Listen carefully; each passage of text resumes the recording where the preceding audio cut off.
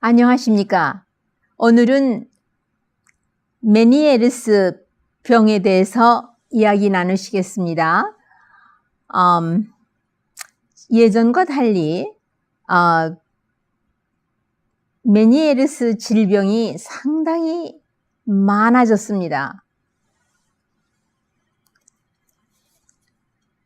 여러분이 메니에르스 병에 대해서 고생하고 있다고 하시면서 천연치료에 대해서 알고 싶다고 질문이 왔습니다. 그런데 한마디로 설명을 해 드릴 수 없는 참 적지 않은 질병의 그 제목을 말씀하셨기 때문에 제가 강의를 준비한 것입니다.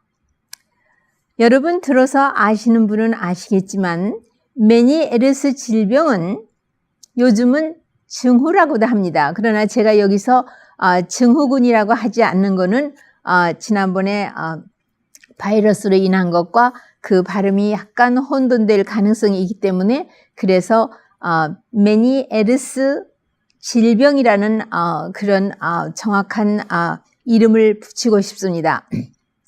어디에 생기는 질병이냐? 귀에 생기는 질병입니다. 귀는 외이가 있고, 귀가 우리가 이 밖에서 보는 이 조갑지 같은 것과 또 그 관과 외이가 있고 중이가 있습니다. 중이는 고막하고 거기에 뼈가 와 닿아서 그 고막이 북처럼 콩콩콩콩 조금 울리면은 그 바이브레이션, 그 움직임을 받아가지고 내이, 제일 속, 니은에다 아하고 이하는 내이에 전달하는 것입니다. 그럼 내이에는 어떤 것들이 있느냐? 내이에는 그 미로라는 것이 있는데 이것은 두 부분으로 나눠서 한 부분은 반달 모양의 것이 세 개가 이렇게 방향을 바꿔 가지고 있고 그 내부로 해 가지고 그다음 한쪽에는 소라 같이 이렇게 꼬부라져서 들어가는 거는 있는데 나가는 거는 없는, 그래서 이것이 전체로 할 때 미로라는 이름을 갖고 있는 이 내이에 생기는 병입니다. 근데 그 내이에 어떤 부분에 뭐가 생기느냐? 내이의 그 겉부분은 뼈로 되어 있고요. 그 다음에 같은 모양이지만 속으로는 점막 같은 아주 부드러운 세포로 옷의 속자락을 해서 겹옷을 만드는 것처럼요. 그렇게 해서 쫙 이렇게 되어 있고 그 안에는 림프액이 순환하고 있게 되어 있는 그리고 그 림프액도 가장자리를 돌고 있는 것이 있고 아주 속을 돌고 있는 그런 엔도림프라고 해서 내림프액이 있는데 여기에는 어떤 세포가 와 있느냐 하면 헤어셀, 그러니까 머리카락 같은 것이 있는 세포가 와 있습니다. 이 머리카락 같은 이 세포에는 청각신경이 와서 딱 있기 때문에 요 머리카락이 요 액체와 여러 가지 바이브레이션에 의해서 움직이면서 우리가 듣는 것이 확대되어서 청각신경 중추로 전달이 되는 것입니다. 아주 신묘막측하게 만들어진 것이 우리의 귀입니다.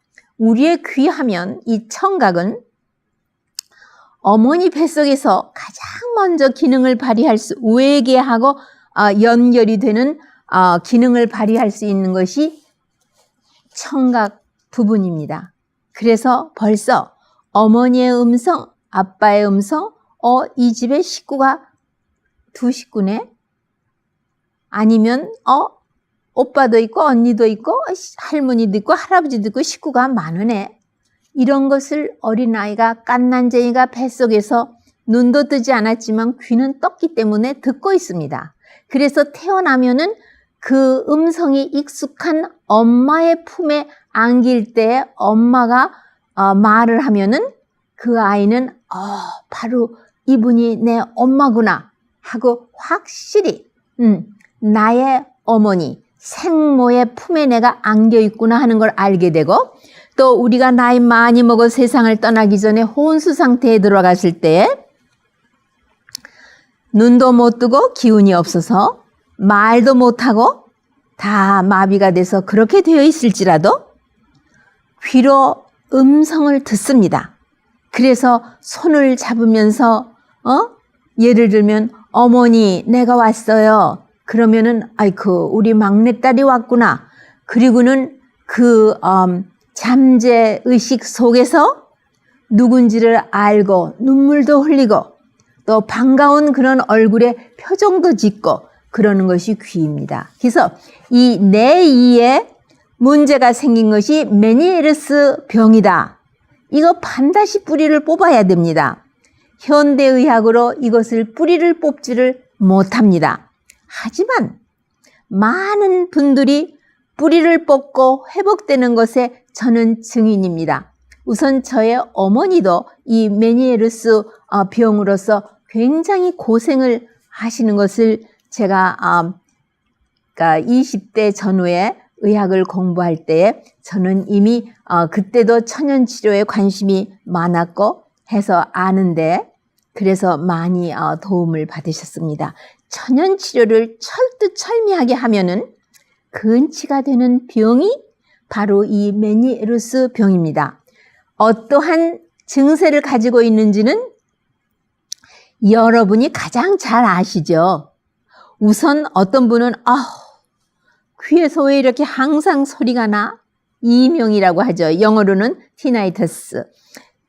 매미가 우는 것 같고, 또 어떤 분은 엥 하니 모기가 우는 것 같고, 아니면 기계 소리가 나는 것 같고, 아니면 바람 소리같이 슈슈슈 하는 이런 소리가 계속 아무 실제로는 다른 사람은 듣지 못하는데 본인은 그것을 들으면서 심하면 그 소리 때문에 자려고 하는데 수면에 드는데 방해를 얻어서 불면증까지 가져오는 이런 이명이 있는가 하면은 어지럼증이 있습니다. 네, 이 어지럼증은요, 우리 본래 옛날 말로 하면은 현훈이라고 그러는데 이 현훈에는 여러 가지 종류가 있습니다.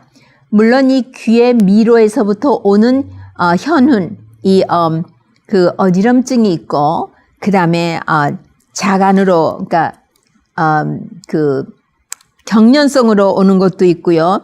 뇌에 문제가 있어서 뇌성으로 오는 것도 있고, 소화기 장애로 위성으로 오는 것도 있고 많습니다.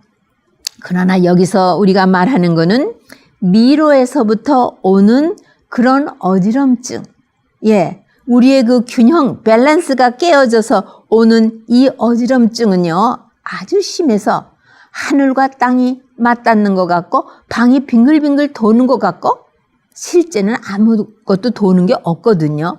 그래서 한쪽만 오시는 분도 있고 양쪽에 오시는 분도 있는데, 한쪽만 올 경우에는 왼쪽에 왔으면 왼쪽을 밑으로 하고 눈을 감고, 아니면 명주수건으로 머리를 동이고, 그리고는 가만히 들어놓아서 방문도 닫고 불도 끄고 깜깜하게 하고 안정을 하면은 짧으면 1-2시간, 길면 하루 이틀.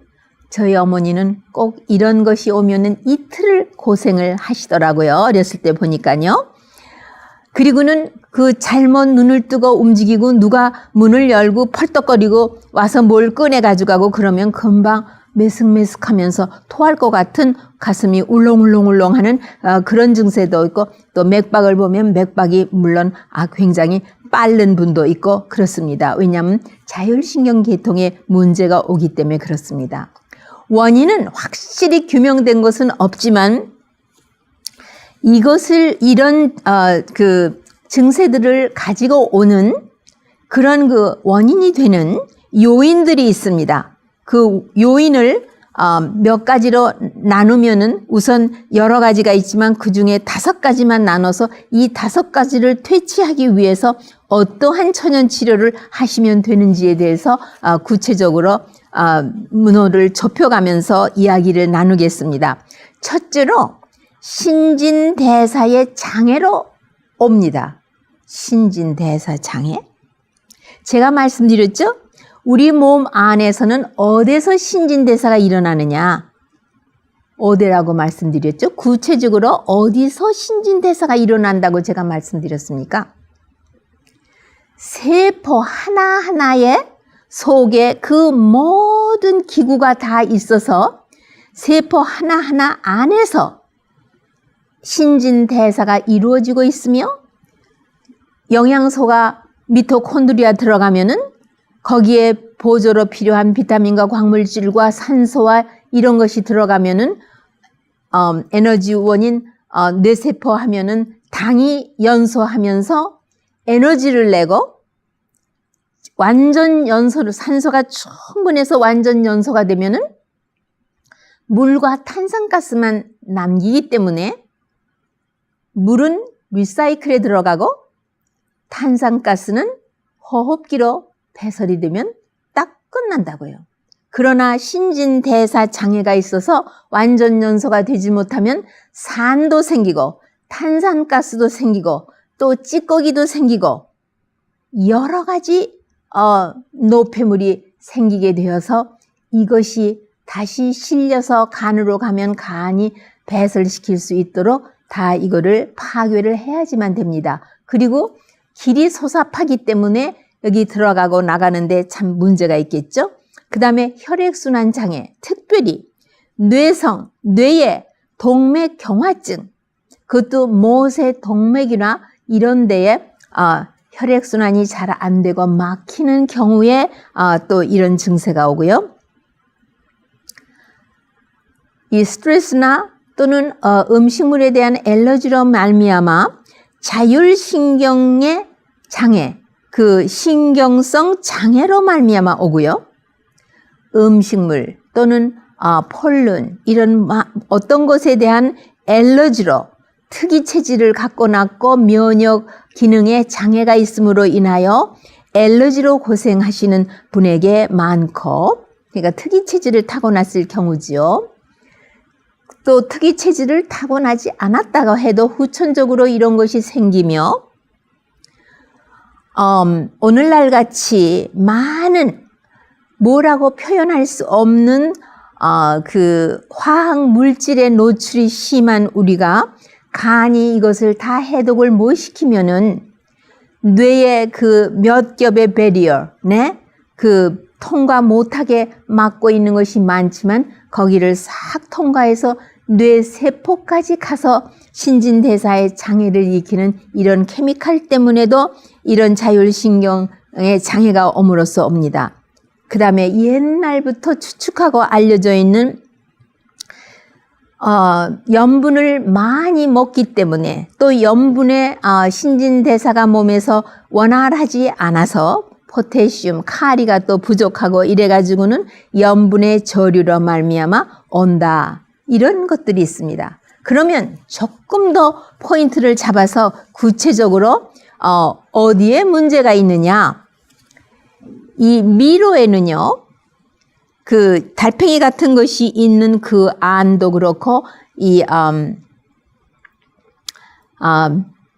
그 semi circular canals, 그러니까는 반달 형태로 된 것이 이렇게 3개가 있는데 우리 머리를 어떤 모양으로 움직이느냐에 따라서 그것이 그 안에 있는 림프액의 그 움직임이 다르기 때문에 우리가 내 몸에 머리가 어떤 위치에 있는지를 알고 균형을 잡습니다. 그런데 그것이 제대로 되지를 않으면은 문제가 옵니다. 그러면 특히 내 림프액, 림프 그 관이 3개인데 이 세마이 서큘러 캐널이 3개예요. 이 반달 같은 것이. 근데 그 중에 제일 가운데는 엔도 림프라고 해서 내 림프. 요것이 가장 중요한 것이에요. 그 다음엔 가장자리에 또 돌고 있는 것이 있습니다. 그런데 무슨 일인지 이것이 그 양이, 볼륨이 정확하게 있어야 되는데 볼륨이 많아졌어요. 이게 잘 돌아서 나가야 되는데 길이 막혔는지 자가 못 나가요. 그 다음에는 압이, 그러니까 자연히 압이 높아져 있어요. 그 다음에는 성분이 정상적인 성분이 아니에요. 이 세 가지 때문에 바로 이런 증세가 오는 것입니다. 심하면은 청력 장애가 오는데 처음에는 서슬 왔다가 또 치료가 되면 괜찮아지고 또 괜찮아지고 이러다가 나중에는 급기야는 다시는 회복되지 않는 영구 청각 장애를 가져오는 그런 합병증도 오는 것입니다. 현대의학에서는 수술을 합니다. 이비인후과에서요. 그러나 그것은 아주 심하게 됐을 때에 다시는 청각을 회복시킬 길도 없고 그 자동차 사고라든가 기계를 한다든가 우울증이라든가 여러 가지로 심할 때는 이비인후과 의사가 수술을 하고 경활적에는 약물 치료를 하나 그것은 그렇게 선택할 만한 초기부터 선택할 만한 그런 치료 방법은 아니라고 볼 수 있겠죠. 그러면 아까 말씀드린 5가지 원인만 대개 추려서 말씀드릴 때 신진대사 장애라고 했는데 그럼 신진대사에 무엇의 장애냐? 특히 함수탄소 하면은 모든 전분계통 플러스 지방입니다.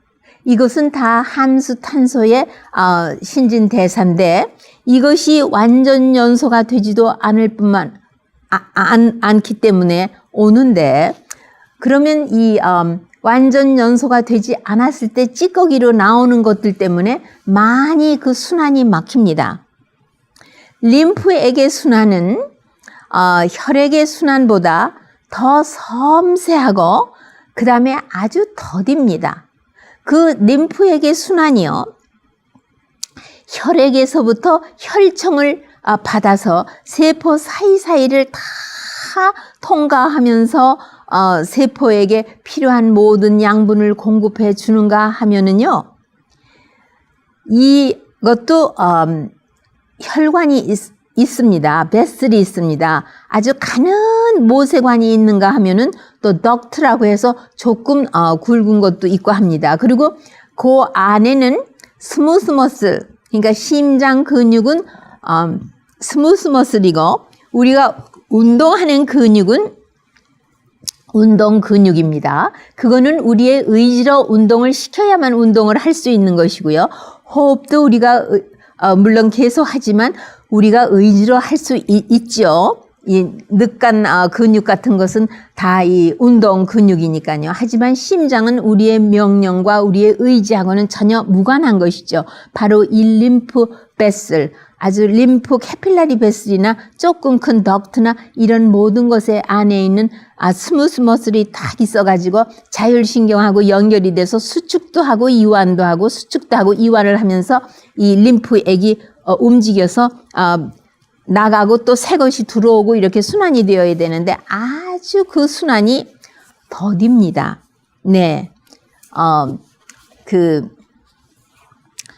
그런데 그것이 장애가 돼가지고 압도 높아지고 양도 많아지고 성분도 달라지기 때문에 오는 것이 아주 구체적인 병적인 상태라고 그렇게 보고 있습니다. 그런데 함수탄소의 신진대사가 좋지 않고 췌장에서 분비되는 인슐린은 또 혈액 가운데 많고 이래가지고 당이 높을 적에는 이 인슐린이 당을 다 처리해서 낮게 만드는데 너무 낮아지기 때문에 또 저혈당증도 옵니다. 그래서 이 함수탄소의 신진대사 장애에 특히 당의 조절이 높았다 낮았다 잘 조절이 되지 않는 그것이 크게 문제가 되어 있고 그렇기 때문에 이 데어리 프로덕트에 많이 있는 류시라는 것이 있는데요. 이것이 바로 저혈당을 일으키는 원인이기 때문에 그것도 삼가시는 게 좋고요. 특히 이렇게 함수탄소에 장애가 있으면 모든 당분 종류는 다 제거를 하셔야 되고요. 과일도 농축된 마른 과실이라든가 이런 거는 삼가셔야 되고, 달다고 알려진 바나나라든가 맹고라든가 또 스윗 포테토, 고구마 같은 이런 단 것들을 피하셔야 합니다. 그 다음에는 모든 그 소프트 드링크에 설탕이 들어가 있죠. 그 다음에 정제식품에 흰쌀, 흰밀가루 그것들의 제품을 삼가셔야 합니다. 그뿐만 아니라 신진대사 장애로 이미 거기서 생긴 산이 많은 데다가 또 비네가, 식초까지 잡수시면 더 문제가 오는 것을 환자들과 이 동물 실험에서 알게 되었습니다. 그래서 그런 걸 삼기셔야 되고요. 또 여기에 있는 그 스무스 머슬을 노아에피네프린이 분비돼 가지고 그 수축을 가져오기 때문에 압이 올라갑니다. 그렇기 때문에 그 노아에피네프린 그 자율신경계통의 장애로 오는 어떤 병이나 스트레스가 많으신 분은 커피라든가 니코틴이라든가 알코올 같은 것을 아주 극히 삼가셔야 되고, 자극성 조미료를 아주 극히 삼가셔야 합니다. 또 하나의 장애로서 아까 말씀드렸죠. 그러니까는 이 당을 이 조절이 그렇게 하기 때문에 인슐린이 혈중에 많은 것을 발견했습니다. 그래서 이 췌장을 자극하고 힘들게 하는 그런 것을 삼가셔야 하며, 췌장에서 인슐린 분비가 안정되게 만들어 주어야 합니다. 그러니까 천연치료로서 상당히 까다로운 천연치료를 하셔야 되는 것입니다. 이 라이프 스타일을 바꾸고 어떻게 생활을 임하느냐. 그 다음에 아까 말씀드렸죠. 혈액순환장애, 림파액의 순환장애, 이런 모든 것들이 그게 빨리 림파액이 드레인이 돼서 혈액 순환으로 해가지고 바른 쪽 심실로 들어가야 되는데 그런 길이 소삽하고 막혔고, 또 동맥경화증을 예방하기 위해서는 모든 기름 음식을 삼가셔야 됩니다. 특히 버터라든가 인위적으로 버터처럼 고형 지방을 만든 마제는 수소를 압축시켜서 유성 기름을 액체 기름을 고형으로 만드는 거기 때문에 버터보다 더 해롭습니다. 그리고 모든 튀김 음식 그 씨앗이나 넛 종류를 다 정제해서 기름을 짠 이 정제 지방, 이것을 열을 가해서 음식을 만든 지방들, 그 다음에 프라이한 음식들에서 변형 지방, 이런 거를 다 삼가서 동맥경화증을 치료할 수 있도록 하실 뿐만 아니라 모든 데어리 프로덕트, 치즈, 고기 종류, 그 다음에 특히 계란은 물에 있는 산소나 공기에 있는 산소하고 우리가 요리 과정에서 접촉을 하면 벌써 산화, 콜레스테롤이 되기 때문에 먹으면 6시간 안으로 동맥경화증이 온다고 제가 누누이 말씀을 드려서 여러분 아십니다. 그 다음에 음식물의 알러지에 대해서는 상당히 쉬운 것이 아닙니다. 그러나 우선 단순한 식이요법을 하시면서 전곡을 식사하셔서 함수탄소의 신진대사가 안정되고 인슐린이 많이 분비되고 당이 올라갔다 내려갔다 시소 게임을 하는 것을 안정되게 막아주시며, 그리고 이 알러지에 있어서는요, 특히 육류, 어류, 해물, 이 쉘피쉬 정도요, 무슨 가재, 그 다음에 괴, 오징어, 낙지, 이런 그 여러 가지 그 해물들이 아주 알러지가 많은 것들입니다. 이런 거에 알러지가 생기면은 크로스 리액션이라고 해가지고, 그 다음에 신과실도 못 먹고 사과도 못 먹고 뭐도 못 먹고 많이 못 먹지만 철저히 채식을 하시다 보면은 한 2년 지나고 5년 지나면 체질이 바뀌면서 이런 모든 우리 몸에 좋은 과실이라든가 그런 것들은 차차로 회복이 돼서 잡수실 수 있습니다. 그 다음에 도마도 같은 거, 사과에 그 농약 같은 게 많이 있기 때문에 알러지가 가장 많지요. 그 다음에 이 밀을 농사할 적에 약품을 많이 쓰지 않으면 곰팡이 때문에 밀 농사를 제대로 못하니까 그 근자에 와서는 밀에 알러지 있는 사람도 아주 많습니다. 그 다음에 돼지고기, 이거는 most common meat allergy, 아주 고기 중에서도 가장 우리 몸에 알러지를 많이 일으키.